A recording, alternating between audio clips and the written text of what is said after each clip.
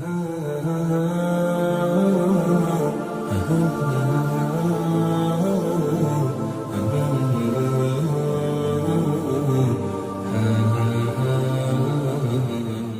اللہ الرحمن الرحیم الحمدللہ رب العالمین والعاقبۃ للمتقین والصلاۃ والسلام علی سید الانبیاء والمرسلین وعلی آلہ واصحابہ اجمعین اما بعد فاعوذ باللہ من الشیطان الرجیم بسم اللہ الرحمن الرحیم قال اللہ تعالی فی القرآن المجید وَأَنزَلَ اللَّهُ عَلَيْكَ الْكِتَابَ وَالْحِكْمَةَ وَعَلَّمَكَ مَا لَمْ تَكُنْ تَعْلَمُ وَكَانَ فَضْلُ اللَّهِ عَلَيْكَ عَظِيمًا صدق اللہ العظیم۔ اللہم صلی علی سیدنا و مولانا محمد النبی الامی وعلی آلہ وسلم تسلیما۔ تمام تعریفیں اللہ رب العزت جل جلالہ کے لیے جو پوری کائنات کا خالق و مالک ہے، رحمان ہے، رحیم ہے، قدوس ہے اور ہماری شارک سے زیادہ قریب ہے۔ کروڑوں درود و سلام نبی محترم نور مجسم شفیع المعظم صلی اللہ علیہ وآلہ وسلم کی بارگاہ اقدس میں جو پوری کائنات کے لیے رحمت للعالمین ہے، خاتم النبیین ہے اور ہماری جانوں پر ہم سے زیادہ حق رکھتے ہیں۔ القرآن کے ساتھ آپ کا میزبان عابد حسین مصطفی آپ کی خدمت میں حاضر ہے اور آج ہماری گفتگو علم کی فضیلت اور اہمیت کے حوالے سے ہے۔ قرآن کے تقریباً 78,000 الفاظ میں سے سب سے پہلا جو لفظ اللہ تبارک و تعالیٰ نے سید عالم نور مجسم شفیع المعظم صلی اللہ علیہ وسلم کے سینہ اقدس پر نازل فرمایا وہ اقرا ہے، جس کا معنی ہے پڑھیے۔ مزید قرآن مجید کی 6,000 آیات میں سے سب سے پہلے جو 5 آیات نازل ہوئی ہیں اس میں بھی قلم اور علم کی اہمیت کو واضح کیا گیا ہے اور عظمت کو بیان کیا گیا ہے۔ علم کی فضیلت اور عظمت جس طرح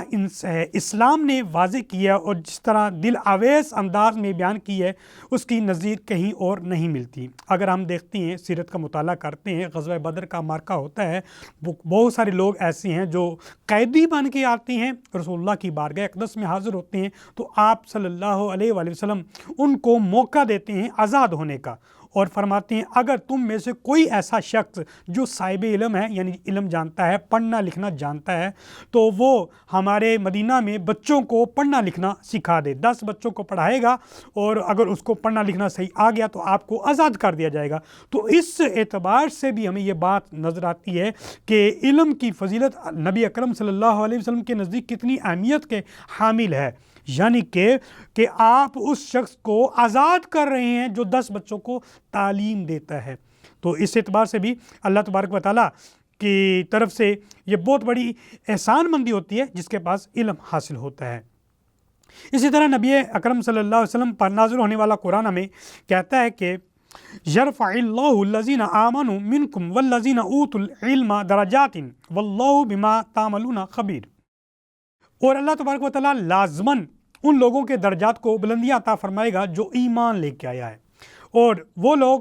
جو صاحب علم ہیں جن کو اللہ تعالیٰ نے علم عطا فرمایا ہے ان کے بھی درجات کو اللہ تعالیٰ بلندیاں عطا فرمائے گا، اور اللہ تبارک و تعالیٰ جاننے والا اور خبر رکھنے والا ہے۔ اس میں بھی اللہ تبارک و تعالیٰ نے 2 بندوں کا ذکر کیا ہے، یعنی 2 ذاتوں کا ذکر کیا ہے جن کو اللہ تبارک و تعالیٰ درجے عطا فرمائے گا، بلندیاں عطا فرمائے گا، یعنی دوسرے لوگوں سے ممتاز کر دے گا۔ ان میں سے ایک جو صاحب ایمان ہے، ایمان لاتا ہے اور اللہ تعالیٰ کی فرما برداری کرتا ہے، اور دوسرا جو صاحب علم ہے، یعنی کہ اللہ تبارک و تعالیٰ کا جو دیا ہوا علم ہے، قرآن کا، حدیث کا، تفسیر کا، فقہ کا، وہ اس کو حاصل کرتا ہے اور اس کے اندر ایکسپرٹ ہو جاتا ہے اور لوگوں تک پہنچاتا ہے، تو وہ بندہ بھی درجات کے حوالے سے اللہ تعالیٰ کے نزدیک بلند ہو جاتا ہے۔ ایک فرد کی انفرادی زندگی ہو یا قوم کی اجتماعی زندگی، تمام کی ترقی علم کی بدولت سے ہی ہوتی ہے۔ اللہ تعالیٰ نے جب سب سے پہلے ابو البشر حضرت سیدنا آدم علیہ السلام کو تخلیق فرمایا تو وہ تخلیق کا ایک پورا خاکہ ہمیں قرآن مجید سے ملتا ہے۔ اللہ تعالیٰ قرآن پاک کے اندر ارشاد فرماتا ہے وَإِذْ قَالَ رَبُّكَ لِلْمَلَائِكَةِ إِنِّي جَاعِلٌ فِي الْأَرْضِ خَلِيفَةً۔ اللہ تعالیٰ نے فرمایا فرشتوں کو کہ جب کہا آپ کے پروردگار نے فرشتوں سے بے شک میں بنانے لگا ہوں زمین میں اپنا نائب، اپنا خلیفہ، اور اللہ تبارک و تعالیٰ نے اس ارادے کا جب اظہار کیا اور فرشتوں نے یہ ارادہ اللہ کا دیکھا تو وہ یہ سمجھتے ہوئے کہ یقیناً وہ یہ سمجھ رہے تھے کہ یقیناً عبادات کرنا، بندگی کرنا، تسبیحات کرنا یہ اللہ تعالیٰ کے نزدیک فضیلت کا معیار ہے، ان کے نزدیک یہ ان کی سوچ ہو سکتی ہے۔ انہوں نے اپنی فضیلت کا اظہار کرتے ہوئے کہا کہ اتجعل فیہا من یفسد فیہا ویسفک الدماء، اے پروردگار خالق و مالک، کیا تو بنانے لگا ہے اس ذات کو اپنا نائب جو فساد کرے گا، دھوکہ بازی کرے گا، لڑائی جھگڑا کرے گا، خون ریزی کرے گا، اور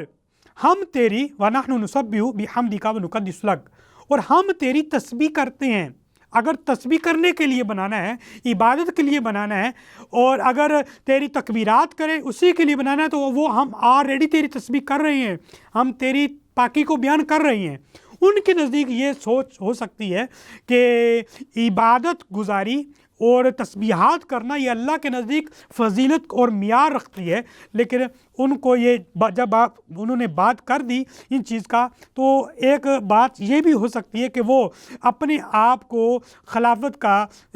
حقدار سمجھتے ہوں کہ کیونکہ ہم بہت زیادہ عبادت گزار ہیں، ہم نے نافرمانی بھی نہیں کی ہے، اس اعتبار سے حقدار ہم ہونا چاہیے۔ تو یہ ساری فضیلت بیان کرنے کے بعد، ان کی یہ ساری فضیلت دیکھنے کے بعد اللہ تبارک و تعالیٰ نے ان کو آنسر بھی دیا۔ اب دیکھیے اللہ تبارک و تعالیٰ نے ان کی پوری فضیلت کو دیکھا کہ وہ تسبیح کرتے ہیں اور اللہ تعالیٰ کی پاکی کو بیان کرتے ہیں۔ حضرت آدم علیہ السلام کی ساری فضائل اور ان کی فضیلتوں کو اللہ تعالیٰ نے بیان نہیں کیا، صرف ایک فضیلت کو اللہ تبارک و تعالیٰ نے بیان کیا، اور اس طرح وہ یوں بیان کیا کہ وَعَلَّمَ آدَمَ الْأَسْمَاءَ كُلَّهَا، آدم علیہ السلام کو سکھائے اللہ تعالیٰ نے ساری چیزوں کے نام، اور کرنے کے بعد صرف نام نہیں سکھائے بلکہ جن چیزوں کے بارے میں بتایا ان کی صفات،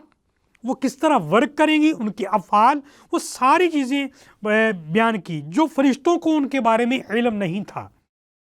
تو یہاں پہ ایک بات واضح طور پہ نظر آتی ہے کہ اللہ تعالیٰ نے یہاں پہ خلافت کا، نیابت کا ارادہ فرمایا ہے،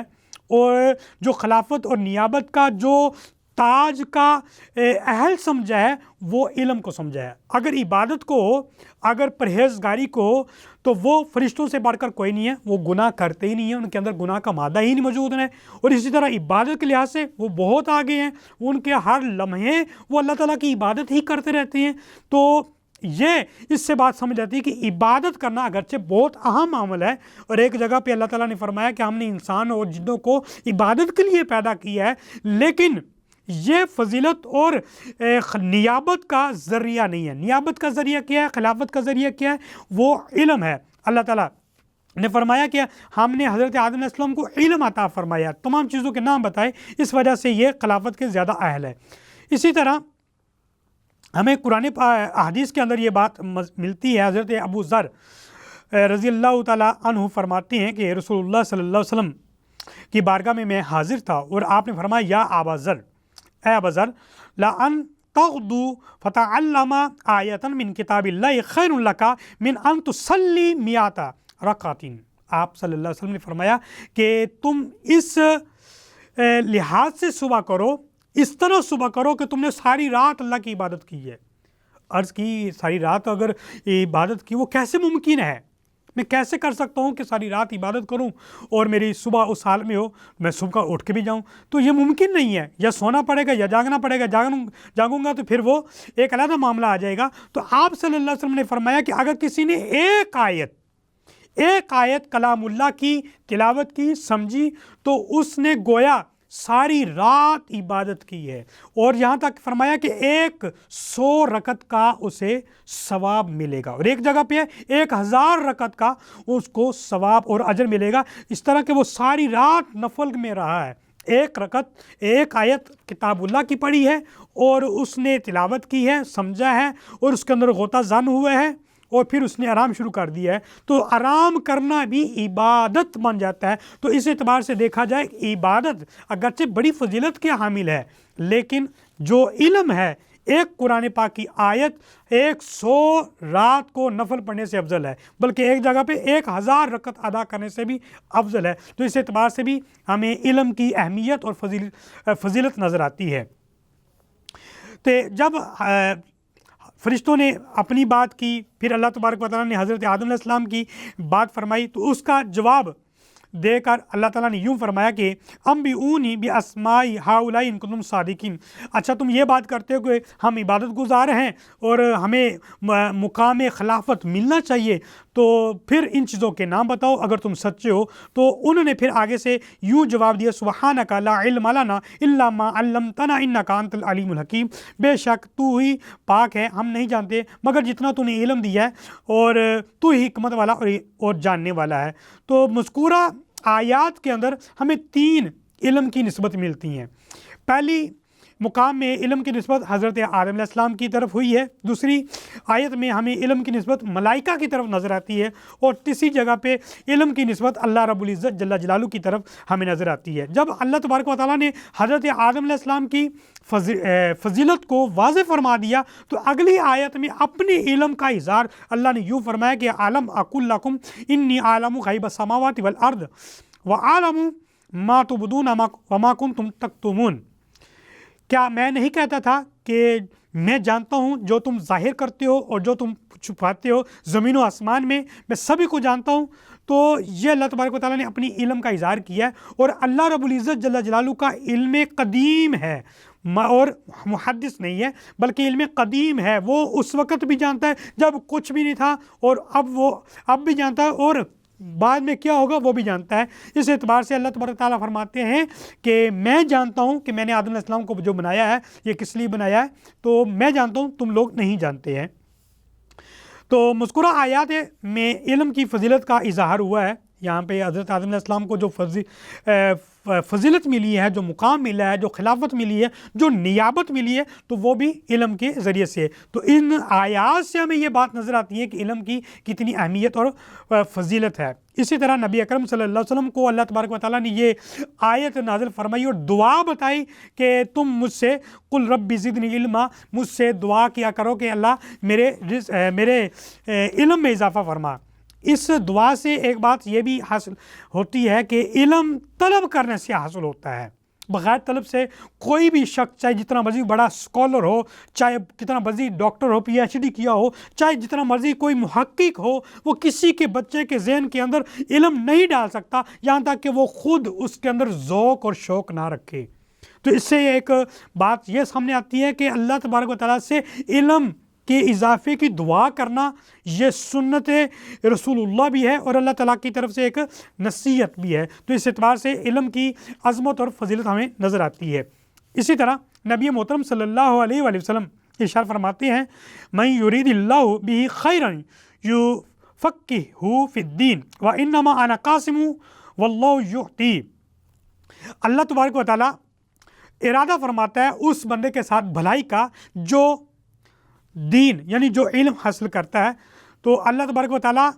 اس کے لیے دین آسان کر دیتا ہے۔ جو علم حاصل کرنے کی کوشش کرتا ہے اللہ تبارک و تعالیٰ اس کے لیے بھلائی کا ارادہ فرما دیتا ہے، اور فرمایا کہ میں قاسم ہوں یعنی تقسیم کرنے والا ہوں، اللہ تو مجھے عطا کرنے والا ہے۔ اور حدیث ملتی ہے علم کی فضیلت کے حوالے سے کہ فضل العالم علی العابد کا فضل علی ادناکم، فرمایا کہ کسی شخص نے صحابہ رسول میں سے کسی نے عرض کی کہ ایک بہت زیادہ عبادت گزار ہے، دن رات عبادت کرتا ہے، نافرمانی نہیں کرتا، اور ایک بندہ عالم ہے، وہ چند گھنٹے تلاوت کرتا ہے، فقہ کا مسئلہ بیان کرتا ہے یا ادروائز علوم دینیہ یا علوم لوگوں تک پہنچاتا ہے، لوگوں کو نفع دیتا ہے، کیا وہ افضل ہے یا عبادت گزار یعنی کہ عالم یا عابد؟ تو اس وقت آپ نے فرمایا کہ عابد کی مثال اور عالم کی مثال ایسی ہے جیسے میری مثال کسی ادنا شخص پر، یعنی ایک نبی کی مثال امتی پر جیسے فضیلت رکھتا ہے، اسی طرح ایک عالم صاحب علم وہ فضیلت رکھتا ہے باقی لوگوں پر، چاہے وہ عبادت گزار ہی کیوں نہ ہو۔ اسی طرح نبی محترم صلی اللہ علیہ وسلم کا فرمان ہمیں ملتا ہے کہ من خرج فی طالبی علمی، جو بندہ نکلتا ہے علم کی طلب کے لیے، کان فی سبیل اللہ حتی یرجع، فرمایا کہ جو اللہ کے لیے علم کی طلب کے لیے نکلتا ہے تو وہ اللہ کے راستے میں ہے، یعنی وہ جہاد کر رہا ہے، اور جب تک وہ علم حاصل کر رہا ہے وہ جہاد ہے۔ اور ایک حدیث میں ہمیں ملتا ہے کہ اگر علم حاصل کرتے ہوئے وہ دنیا سے رخصت ہو جاتا ہے تو وہ مجاہد تصور ہوگا اور شہید اسے مانا جائے گا۔ اسی طرح نبی محترم صلی اللہ علیہ وآلہ وسلم فرماتے ہیں کہ یوزنو مدارو علمائی و دمو شہدائی، کل قیامت کے دن دو بندوں کے وزن ہوگا، ایک شہید کے خون کا اور دوسرا عالم کی سیاہی کا۔ دیکھو کتنا بڑا مرتبہ ہے، صاحب علم ہے اور وہ جو جس سیاہی سے لکھ رہا ہے اس کا قطرہ قطرہ نیکی بن جاتا ہے۔ وہ کل وزن تولا جائے گا، یعنی عالم جس سے کتابیں لکھ رہا ہے یا نوٹس لکھ رہا ہے اس سے وہ تولا جائے گا، اور ایک طرف سے شہداء جس نے اپنی جان لگا دی ہے وہ اللہ کی راہ میں، وہ اس کے خون کو بھی تولا جائے گا۔ اور جب یہ تولا جائے گا، یرجعو مدار العلماء علی دم الشہداء، فرمایا کہ اللہ تبارک و تعالیٰ نے عالم کی سیاہی کو زیادہ فضیلت دی ہے شہید کے خون سے۔ تو اتنا بڑا مرتبہ ہے، اس اعتبار سے دیکھا جائے علم کی فضیلت اور اہمیت ہمیں نظر آتی ہے۔ اسی طرح آقا دو عالم صلی اللہ علیہ وسلم نے فرمایا کہ ان العلماء ہم ورثۃ الانبیاء ورثون العلم، کہ نبیوں کے جو وارث ہیں وہ کوئی جائیداد نہیں ہے، کوئی پراپرٹی نہیں ہے، کوئی مال و دولت نہیں ہے۔ نبیوں کی کوئی جائیداد دنیا میں ظاہری طور پہ نہیں ہوتی، ان کی کوئی پراپرٹی نہیں ہوتی۔ ہاں، ان کے جو وارث ہوتے ہیں وہ صاحب علم ہوتے ہیں، اور فرمایا کہ وہ جو اصل پراپرٹی ہے انبیاء کرام کی وہ اس کا چھوڑا ہوا علم ہوتا ہے، وہ قرآن ہے، وہ حدیث ہے۔ وہ جو علم حاصل کرتا ہے تو اس اعتبار سے وہ نبی کا وارث بن جاتا ہے۔ تو اس سے بھی ہمیں علم کی فضیلت اور اہمیت نظر آتی ہے۔ نبی محترم صلی اللہ علیہ وسلم کا فرمان ہمیں ایک اور ملتا ہے علم کے حوالے سے، من سلک طریقا یلتمس فیہ علما سہل اللہ لہ طریقا الی الجنہ، کہ جو بندہ علم کی طلب میں نکلتا ہے تو اللہ تبارک و تعالیٰ اس کے لیے جنت کا راستہ آسان فرما دیتا ہے۔ کیونکہ جنت کا راستہ اتنا آسان تو نہیں ہے، بہت مشکل ہے، اس کے لیے بڑی ریاضت کرنی پڑتی ہے، بڑی عبادت کرنی پڑتی ہے، بڑی اللہ تعالیٰ کے لیے جھکنا پڑتا ہے، بہت ساری پرہیزگاری کرنی پڑتی ہے۔ لیکن جو علم حاصل کرتا ہے، جو طالب علم ہوتا ہے، وہ جب علم کے لیے نکلتا ہے، اللہ تعالیٰ کے دین کو حاصل کرنے کے لیے یا لوگوں کو فائدہ دینے والا علم حاصل کرتا ہے، تو اللہ تبارک و تعالیٰ اس کے لیے جنت کا راستہ آسان فرما دیتا ہے۔ اسی طرح حضرت عبداللہ بن عباس رضی اللہ عنہ سے ہمیں روایت ملتی ہے کہ رسول اللہ صلی اللہ علیہ وسلم نے فرمایا کہ فقیت اشد علی الشیطان من الف عابد، ایک عالم صاحب علم فقیہ بندہ وہ اتنا بھاری ہے، اتنا سخت ہے شیطان پر، 1000 عابد ایک سائڈ پہ کھڑے ہوں اور ایک عالم صاحب علم محقق لوگوں کو فائدہ دینے والا جو عالم ہے وہ ایک سائڈ پہ کھڑا ہو تو اس کا مقام 1000 عابد سے بڑھ کر ہے۔ اس لحاظ سے جو عامل ہیں، جو عبادت گزارتے ہیں، جو بہت زیادہ تسبیحات کرتے ہیں، جو وظائف کرتے ہیں، اگرچہ بہت اچھی چیز ہے، اس سے اللہ تعالیٰ کی قربت ملتی ہے، اللہ تبارک و تعالیٰ کا ایک محبت اور رحمت ملتی ہے، لیکن اللہ تعالیٰ کے پیارے حبیب نے فرما دیا ہے ایک عالم علم اتنی زیادہ قوت ہے، اتنی زیادہ طاقت رکھتا ہے، اور اس کے ذریعے سے اللہ تبارک و تعالیٰ کے ہاں اتنا بڑا مقام ہے کہ 1000 عابد ایک سائڈ پہ کھڑے ہیں اور ایک سائڈ پہ ایک عالم کھڑا ہے تو اس کو مقام زیادہ ملائے گا۔ اسی طرح حضرت ابو ہریرہ رضی اللہ تعالیٰ سے ہمیں روایت ملتی ہے کہ اذا مات الانسان انقطع عنہ عملہ الا من ثلاثۃ، جب بندہ دنیا سے رخصت ہو جاتا ہے یعنی کہ انتقال ہو جاتا ہے تو 3 چیزیں ایسی ہیں جو انسان کو بینیفٹ دیتی ہیں مرنے کے بعد بھی۔ یعنی بندہ فوت ہو گیا کیونکہ وہ عبادت نہیں کر سکتا، روزہ نہیں رکھ سکتا، حج نہیں کر سکتا، زکوٰۃ نہیں کر سکتا اور جہاد نہیں کر سکتا، کوئی عمل نہیں کر سکتا۔ ہاں 3 چیزیں ایسی ہیں جو اس کو مرنے کے بعد بھی فائدہ دیتی ہیں، ان میں سے کیا فرمایا، من صدقۃ الجاریہ، کوئی صدقہ جاریہ کر دے، یعنی کوئی ایسا کام کر دے جس سے لوگ فائدہ اٹھاتے رہیں۔ پانی کا چشمہ لگا دیا ہے، کولر لگا دیا ہے، کوئی درخت لگا دیا ہے جو سایہ دے رہا ہے، آکسیجن دے رہا ہے، کاربن ڈائی آکسائڈ دے رہا ہے، لوگوں کو پھل دے رہا ہے، یعنی کوئی بھی صدقہ جاریہ، یعنی کوئی مسجد بناتا ہے وہاں پہ لوگ نمازی نماز ادا کرتے ہیں، صدقہ جاریہ۔ دوسرا او علم ینتفع بہ، اور وہ علم جو لوگوں کو فائدہ دے، جس سے انسانوں کو فائدہ ہو، یعنی آپ ایک علم، جو علم آپ کے پاس ہے، اگر آپ کے پاس کوئی سکل ہے، آپ کسی کو سکھاتے ہو، اس سے وہ فائدہ اٹھاتا ہے، تو یہ جب آپ دنیا سے رخصت ہو جائیں گے تو وہ جب تک اس سے معاش کماتا رہے گا آپ کو اس کا بینیفٹ ملتا رہے گا، یعنی ثواب ملتا رہے گا۔ اس اعتبار سے ہم بہت سارے لوگ ایسے ہیں جو بہت کچھ جانتے ہیں لیکن دوسروں کو اس وجہ سے نہیں بتاتے کہ کہیں یہ بڑا مقام حاصل نہ کر لے۔ اور تیسرے نمبر پہ آپ صلی اللہ علیہ وسلم نے فرمایا کہ وہ نیک اولاد جو اپنے والدین کے لیے دعائے خیر کرے۔ تو ان احادیث سے بھی ہمیں واضح طور پہ یہ بات ملتی ہے کہ جو صاحب علم ہوتے ہیں ان کا انداز کیا ہونا چاہیے اور علم کی فضیلت کیا ہے اور علم کو اہمیت کتنی دی گئی ہے، تو یہ بھی ایک ہمیں واضح طور پر چیز نظر آتی ہے۔ اور اس میں ایک بات یاد رکھیے کہ جو علم ہوتا ہے وہ کبھی بھی دولت اور شہرت کے پیچھے نہیں جاتا، بلکہ علم جو ہوتا ہے انسان کو شخصیت، اس کے اندر تبدیلیاں واقع نظر آتی ہیں۔ اور اگر علم پڑھنے کے باوجود بھی انسان کی شخصیت میں تبدیلیاں پیدا نہ ہو اور خوبصورتی پیدا نہ ہو تو جان لیجئے گا کہ وہ علم نہیں ہے۔ اللہ تبارک و تعالی ہمیں علم کی اہمیت اور اس کی افضلیت کو سمجھنے کی توفیق عطا فرمائے۔ وآخر دعوانا ان الحمد للہ رب العالمین۔